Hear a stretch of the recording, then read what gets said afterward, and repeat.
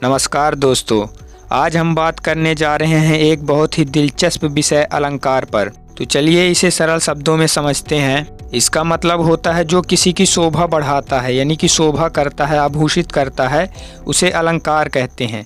अलंकार का मतलब होता है सजाना, जैसे रंग बिरंगे फूलों से भरा बगीचा। अलंकार दो शब्दों से मिलकर बना होता है। पहला है अलम, दूसरा है कार। अलम का मतलब होता है शोभा या फिर आभूषण, वहीं कार का मतलब होता है करने वाला, अर्थात शोभा करने वाला या फिर आभूषित करने वाला अलंकार होता है।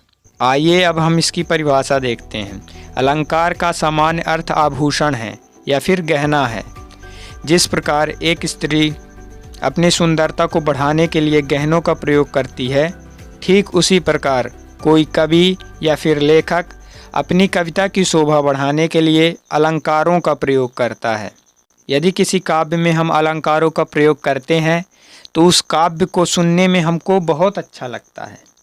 इसीलिए अलंकारों का प्रयोग हर जगह होता है कविताओं में। अब अगली परिभाषा है, काव्य की शोभा बढ़ाने वाले शब्दों या फिर कारकों को अलंकार कहते हैं।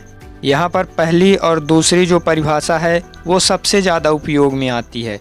अगला है, काव्य या भाषा को सजाने वाले मनोरंजक तरीके को अलंकार कहते हैं। अगला पॉइंट है, अलंकार का मतलब है जो किसी चीज़ को अलंकृत करे। अलंकृत यानी कि विभूषित करना, सजाना, संवारना। तो आप इन्हें याद कर सकते हैं। तो चलिए अब इसके प्रकार की ओर ध्यान देते हैं। अलंकार के प्रकार, या फिर इसको हम भेद भी बोल सकते हैं, भेद भी पूछता है तो वही चीज़ है। तो अलंकार के मेन 3 प्रकार होते हैं। पहला है शब्दालंकार, दूसरा अर्थालंकार, तीसरा है उभयालंकार। पहला है शब्दालंकार। काव्य में जहाँ शब्दों के द्वारा चमत्कार उत्पन्न होता है वहाँ शब्दालंकार होता है। ऐसे ही परिभाषा आप अर्थालंकार की भी लिख सकते हैं। काव्य में जहाँ अर्थों के द्वारा चमत्कार उत्पन्न होता है वहाँ अर्थालंकार होता है। या फिर आप अलग अलग लिख सकते हैं। जो अलंकार अर्थों के माध्यम से काव्य की शोभा बढ़ाते हैं उसे अर्थालंकार कहते हैं। इसके बाद अगला है उभया अलंकार। काव्य में जहाँ शब्द तथा अर्थ दोनों के कारण काव्य की शोभा बढ़ती हो वहाँ उभया अलंकार होता है। शब्दालंकार के कुछ उपभेद हैं। पहला है अनुप्रास अलंकार, यामक अलंकार और श्लेष अलंकार। इसी प्रकार से अर्थालंकार के भी कुछ उपभेद हैं।